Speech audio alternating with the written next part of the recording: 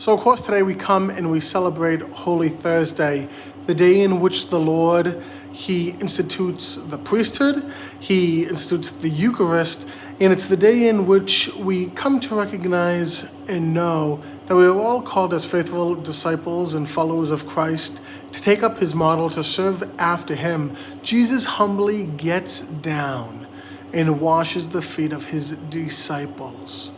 And as a result, He invites each and every one of us to also partake in that same loving act, to be able to willingly get down on our needs to serve the needs of others. And of course, it's going to be weird in the church this year, having an empty church, not being able to wash the feet of the faithful who come week after week, of course, and so there's a sad moment with that, especially as I celebrate the Eucharist in the empty church. There's a sadness in knowing that on the day in which He institutes the Eucharist, so many are going to be not able to receive His body and blood, the nourishment that He needs, and so again, there's a sadness, but at the same time, a sense of joy in knowing that Christ still does not abandon us in these moments. Everything He does is simply out of love for us and invites us to partake in that love. And so that's what we're called to do. Look to see the way in which we're called to serve the needs of others, even at these moments. The way in which we're called to incorporate that servant heart of Jesus Christ into our life there. And I know. Relax. I'll do it in a second. Just stop.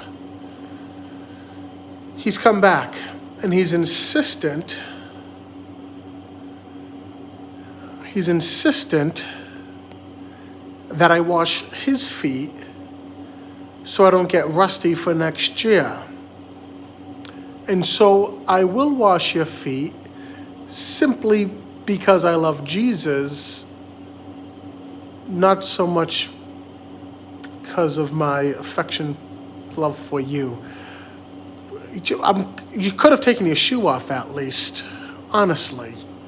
It was sort of better when you were gone. There, you happy? Washed your feet. Now it won't be rusty for next year. Do you want to wash my feet now? Why? You too good to do that? He's back. I'm back. Completely insane, the both of us. Know that I'm praying for you in a very special way at this Mass tonight. And I mean that with all sincerity. You are all in my thoughts and prayers as I elevate His most sacred body and blood.